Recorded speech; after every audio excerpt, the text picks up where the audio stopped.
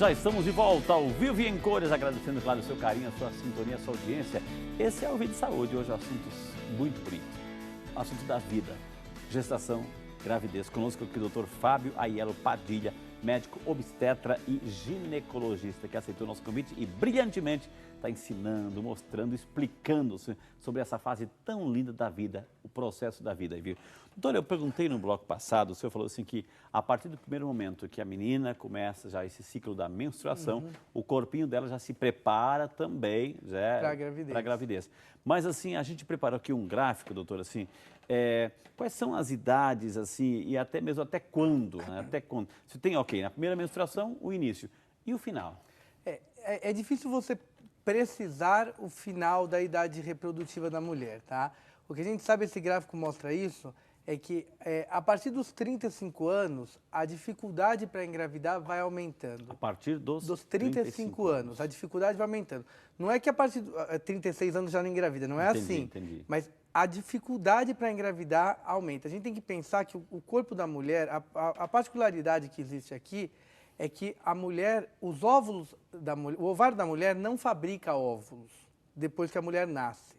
A mulher já nasce com todos os óvulos que ela vai ter na vida. Okay. É diferente do testículo do homem que fabrica espermatozoide a vida do homem inteiro. Então, o óvulo da mulher sofre um processo de envelhecimento com o passar do tempo. Por isso que um dia a mulher para de ter óvulos, ela entra na menopausa. A gente considera normal entrar na menopausa qualquer idade acima dos 40 anos, mas a média é com 52 anos no Brasil. Mas a partir dos 35 anos, esses óvulos, pela idade deles, eles vão perdendo qualidade. E quando eles perdem qualidade, eles vão perdendo a capacidade de ser fecundado. Por isso que a taxa de gravidez começa a diminuir a partir dos 35 anos. Doutor Fábio, é muito interessante o que o senhor está falando, porque acho que é bem didático, assim. Então, a mulher já nasce com aquela quantidade, mais ou menos, ela nasce com bilhões. Ela nasce, na verdade, com uma quantidade enorme de óvulos. São milhões, na verdade. Okay. Tá? O que acontece é que ela vai perder muitos desses óvulos antes mesmo dela começar a menstruar. Por quê? Quando ela começar, naturalmente, esses óvulos vão sendo selecionados e muitos deles são perdidos. Entendi. Então, quando a mulher começa a menstruar, ela costuma ter em torno de 200 a 500 mil óvulos no ovário. Quando ela começa? Quando ela começa. Só que ela não vai usar todos esses óvulos. E cada processo de menstruação, doutor, quanto que ela, digamos, se é que eu posso chamar assim, quanto que ela elimina de óvulos? Então, a gente não pode pensar que ela gasta o óvulo no processo, porque a questão da idade dela não é só a diminuição da quantidade, é a diminuição da qualidade, é um processo de envelhecimento. Uma mulher, por exemplo, que não ovule, que tem ovário policístico, por exemplo, ela não ovula, ela não está economizando o óvulo, porque os óvulos dela estão envelhecendo de qualquer jeito. De toda maneira. Mas cada ciclo menstrual, a mulher libera um único óvulo. Mas para ela liberar esse um óvulo, outros óvulos precisam trabalhar também nesse processo. Foram afetados. Vão ser usados, apesar de não serem ovulados. Então, o ideal, doutor, assim, é 35... Antes dos 35 anos, a gente sempre recomenda que tente engravidar. Lógico que tem muitas mulheres que engravidam a primeira vez com 40, com 41 anos. Agora, além do processo, acima dos 35 anos, você tem uma diminuição na qualidade em termos de fertilização, é a partir dos 35 anos que começam a aumentar riscos de malformações também. Né? Então, por exemplo, síndrome de Down, o pessoal também exagera muito, tá? O pessoal, a gente vê muito o pessoal falando assim, uma mulher que estiver grávida com 40 anos, a chance de síndrome de Down é alta. Não é alta, mas uma mulher com 40 anos vai ter um risco de 1%, ou seja, 1 em 100 de ter um bebê com síndrome de Down. Uma mulher com 25 anos vai ter um risco de 1 em 1.700. Olha. Ou seja, o risco realmente aumenta. Ele nunca fica alto, mas ele aumenta pela questão da idade do óvulo. Agora, doutora, a partir desse gráfico, é verdade assim que a gente está numa situação onde o estresse, a correria, a luta pela vida, pela sobrevivência, enfim, cada vez está levando as pessoas a buscarem uma gravidez tardiamente, é isso? Existe uma mudança social enorme nos últimos anos. O fato da mulher trabalhar, a mulher brigar para conquistar o seu espaço, está fazendo as mulheres engravidar mais tarde, né? Então você tem muito mais gestantes com mais de 35 anos. Na época, a minha mãe teve o primeiro filho dela com 22 anos, tal, e eu até que sou novo.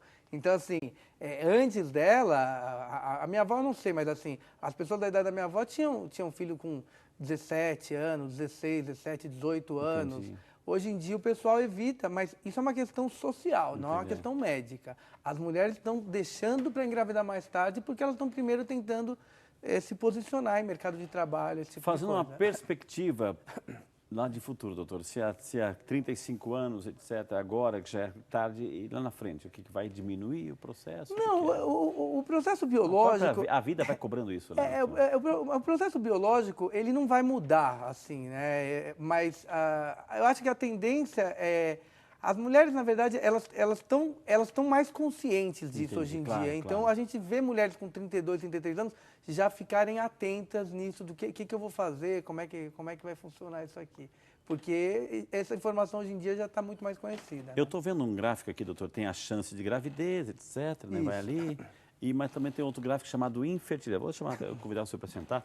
Doutor, muitos casais, assim, tentam, trabalham ele, trabalha ela, etc., por que acontece um processo de infertilidade? O que é isso, doutor? A gente define infertilidade do ponto de vista médico. Bom, primeira coisa é que é muito difícil você poder dizer para um casal você consegue ou você não consegue engravidar. Eu costumo até brincar com minhas pacientes que eu uma vez falei para um casal, falei, olha, eu acho que para vocês engravidarem é só fazendo algum tipo de tratamento e tal. E no mês seguinte ela voltou grávida no consultório. Então, assim, é muito difícil você conseguir determinar isso.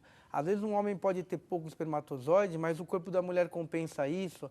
Ou às vezes a mulher pode ter alguma alteração de trompa e a quantidade de espermatozoide do marido compensa isso. Entendi. Então, assim, é muito difícil. A gente define infertilidade como uma dificuldade para engravidar. Num período de tempo? 1 ano. 1 ano. A gente considera 1 ano para mulheres com menos de 35 anos. Mulheres com mais de 35 anos, a gente vai considerar um período de 6 meses. Apesar dela ter mais dificuldade para engravidar, a gente espera menos tempo, porque ela tem menos tempo para engravidar na vida dela. Entendeu? Mas é 1 ano, basicamente. Ô, doutor, e às vezes, assim, como você falou assim, às vezes a velocidade do espermatozoide que não é boa, etc. Tem qualidades disso também? O espermatozoide, a gente costuma avaliar ele pela quantidade, pela motilidade, que é a movimentação, e a gente faz uma classificação morfológica. A gente avalia realmente como ele é, o espermatozoide. É importante entender que assim... O desenho dele. O formato dele cabeça, mesmo. Cauda. Ele tem a cabeça, ele tem uma que a gente chama de uma peça intermediária e uma cauda. Hoje em dia, o critério que a gente usa para avaliar espermatozoide considera normal acima de 4% de espermatozoides normais. Então, o pessoal vai falar, pô, mas é pouco. Realmente é pouco, porque o nosso corpo, ele sabe que a maioria dos espermatozoides está indo para morrer nesse caminho, né? Para abrir espaço para os espermatozoides bons. Então, realmente, a gente tem uma quantidade de espermatozoides bons pequena, mas é o bastante para engravidar acima de 4%. Entendi. Mas a gente avalia também a quantidade, que é aquela que eu falei, 20 milhões de espermatozoides por ml. E a gente avalia também a motilidade, que é a movimentação do espermatozoide.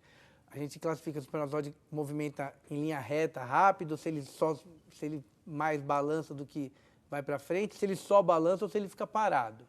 A gente considera que tem que ter mais de 50% de espermatozoides que conseguem se movimentar para frente. Mesmo que ele faça um movimento um pouco errado, mas ele tem que ir para frente. A gente tem que ter mais de 50% de espermatozoides assim. Que maravilha. E a gente passou por tudo isso, gente. Passou por tudo isso, graças a Deus, né? Ô doutor, assim, a gente vê também muitas pessoas perguntam assim, o que é uma eclâmpsia, pré-eclâmpsia, tudo isso, doutor? O que é isso? Eclâmpsia é uma doença gestacional, tá? É uma doença que a mulher pode desenvolver na gravidez. A gente acredita que a causa da eclâmpsia tem uma relação com a placenta, na verdade, né? E a eclâmpsia, o que caracteriza ela é um aumento de pressão. Na verdade, para a gente fazer diagnóstico de eclâmpsia, você tem que ter um aumento de pressão com edema. Como você falou, pressão é pressão arterial? Pressão arterial mesmo. Não a pressão do útero, da barriga? Não, é pressão arterial mesmo. O normal é até 14/9, acima a pressão vai estar mais alta. Tem uma tendência a você ter um aumento de proteína na urina, que a gente consegue detectar no exame de urina, e um edema no corpo. Esses três são os sinais assim, clássicos para a gente falar de pré-eclâmpsia. Agora, a pré-eclâmpsia é um quadro que requer atenção, porque o aumento da pressão e essa questão de placentação da placenta vão estar associados a parto prematuro, sofrimento fetal, restrição de crescimento. Então, você tem que estar monitorando, você tem que monitorar melhor essa gestante do que você monitora uma gestante que não tenha nenhuma doença, entendeu? Hoje em dia, existem medicações, então a gente consegue ir controlando uma situação dessa alta. Põe em risco a mãe e a criança? Põe em risco, sim. Inclusive, pressão alta é uma das principais causas de mortalidade materno-fetal no Brasil, tá? E no mundo, basicamente. Tá, e doutor, quem já tem, por exemplo, hipertensão, quem já é hipertenso, uma mulher hipertensa, já é nova e está no período já da fase da gravidez daí, mas ela tem hipertensão, ela tem pressão alta, tem que tratar uma para poder ou não pode engravidar ali, doutor? O ideal é que a mulher uma mulher hipertensa esteja com a hipertensão controlada antes de engravidar, tá? Então, assim, ela esteja passando com o cardiologista dela, com o médico dela, e a pressão dela esteja normal, controlada com medicação. E aí ela tenta engravidar. É claro que no Brasil, principalmente, isso não é comum. É muito mais comum a gestante chegar no obstetra e às vezes nem sabia que tinha pressão alta, mas já tinha. A pressão alta antes da gravidez não é a mesma coisa que a pré-eclâmpsia. Mas a pressão alta antes da gravidez aumenta o risco de ter pré-eclâmpsia. Okay. Então, assim, é uma situação onde você toma um cuidado a mais na gravidez. Ok, doutora, assim está o casalzinho bonitinho, né? Casalzinho belezinho, e está se preparando, já planejando o primeiro filho, né? O que exames tem que fazer? Ou seja, o casal antes de olha, você está grávida, enfim, seria interessante passar num médico, num ginecologista e ver se está tudo ok para preparar o ninho certinho, doutor, para que a criança possa vir? Seria interessante, sim, mas não seria, na verdade, um trabalho de preparação do ninho, tá? O interessante é que um casal que queira engravidar procura um ginecologista para a mulher fazer Papa Nicolau, fazer sorologias, HIV, sífilis, hepatite, esse tipo de exame. Ela, o marido também fazer os exames de rotina. Na verdade, o que você quer é que ela esteja bem para engravidar, entendeu? Exames assim mais específicos, vou fazer algum exame dentro do útero, alguma coisa assim, não é uma coisa necessária. Aí você vai procurar fazer esse tipo de exame em casais que estão tentando engravidar há mais de um ano sem conseguir, casais que têm infertilidade. Mas um casal que vai tentar engravidar agora, você vai fazer os exames só para saber se esse casal está tudo em ordem com eles antes mesmo. Doutora, a gente tem uma imagem, um VT, diretora, aqui uma pessoa que estava procurando também essa engravidar e melhorou, acho que mudou também até seus hábitos alimentares. Olha só que história interessante. Vamos lá. Ter uma gravidez natural é o sonho de muitas mulheres. Mas muitos casais se deparam com um fato inesperado, a infertilidade permanente ou temporária. Este foi o caso de Bárbara. Eu fiquei 3 anos tentando engravidar. Esses 3 anos eu fiquei quase 2 anos, um pouquinho mais de 2 anos em tratamento. Fiz vários tratamentos. Foi aí que eu estava conversando com um primo meu e estava falando de um livro que ele estava lendo sobre uma pessoa que se curou de câncer com alimentação. Foi aí que eu falei, deixa eu conversar com a Fernanda, como nutricionista. E aí a gente começou a pesquisar juntas, ela foi pesquisar também o que é necessário, o que tem que estar perfeito para você engravidar, qual parte do seu corpo tem que estar perfeito, né? Foi que o momento que ela falou assim, olha, não é momento de emagrecer, não é momento de focar em perder gordura, não é isso. É o momento de focar em endométrio, útero, ovário, ovo, esse é o momento de focar nesses pontos. Então, é outro tipo totalmente diferente de alimentação. Ela passou para comer abacaxi, ia comer duas fatias de abacaxi todo dia de manhã, bem grossa, até com talo, porque o abacaxi aumenta o fluxo sanguíneo do endométrio e isso facilita a implantação do embrião. Uma frutinha que chama physalis também, que era para comer até o dia depois do dia fértil, comer até o dia do resultado. Com a reeducação alimentar a fim de aumentar a fertilidade, Bárbara engravidou e hoje tem o filho Davi, de 1 ano de idade. Comecei em janeiro, fazer esse tratamento, em abril eu estava grávida. Nossa, quando eu descobri que estava grávida, eu não acreditei, não sabia se eu saía correndo, gritando, ou se eu ficava quietinha. Para mim, as pessoas que já passaram por tratamento, sabe, a angústia, até a dificuldade que é a sobrecarga hormonal que a gente fica, porque é muito hormônio que a gente toma, muda muito o corpo. Fazer isso só com alimentação é sensacional.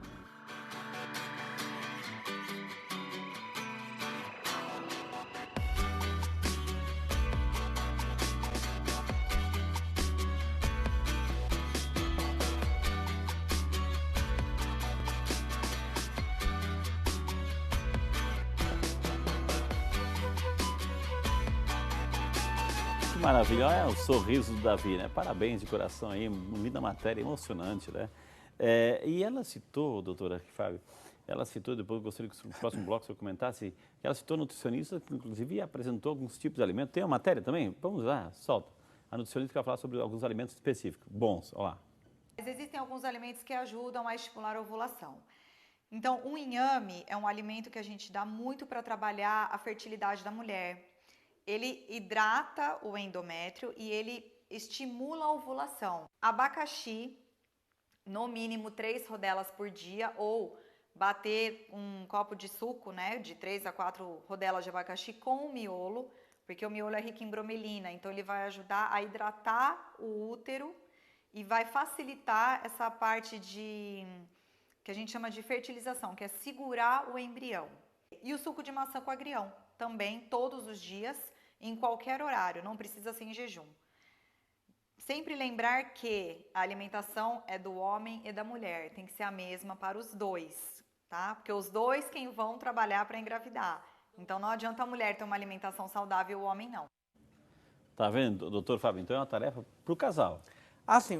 Eu costumo falar, inclusive, para os pacientes que querem engravidar, que infertilidade é a única doença que você tem em dupla. Exato. Entendeu? Você sempre é avaliação de marido e mulher. Mulher não engravida sozinha. Porque muita gente fala assim, é ele, o problema está com ele, não, é com os dois. Inclusive, quando falam isso para mim, eu falo, mas você não vai casar com outro homem por causa disso. Então, o problema é dos dois, não tem jeito. Tá vendo, gente? Como vale a pena perguntar? Olha, eu vou chamar um intervalo, mas eu quero dar uma dica para você. Eu estou segurando aqui nas minhas mãos, eu faço questão disso, que é o terço rosário de Nossa Senhora de Fátima. 100 anos da aparição, 1917, 2017, 100 anos de devoção Nossa Senhora de Fátima. E a gente trouxe algumas peças lá de Fátima, até mesmo para celebrar esses 100 anos. 300 anos de Nossa Senhora Aparecida, 100 anos de Fátima. Então, é um terço muito bonitinho, está aqui a comprovação. Aliás, a comprovação está aqui, gente, ó. Do terço vem a comprovação bonita aqui do comprovante de legitimidade que está vindo de Fátima, Portugal. Uma boa dica aí para você também.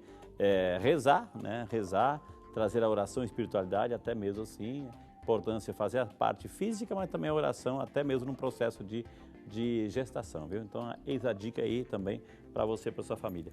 Eu vou chamar o intervalo, na sequência temos perguntas chegando aqui, nós vamos lá para Minas Gerais, a gente vai para Brasília, a gente vai para, tantos lugares aqui do Brasil. Esse é o Vídeo Saúde, hoje o assunto gravidez. Vai para o intervalo, mas antes disso, temos um recado importante só para você, a gente volta já.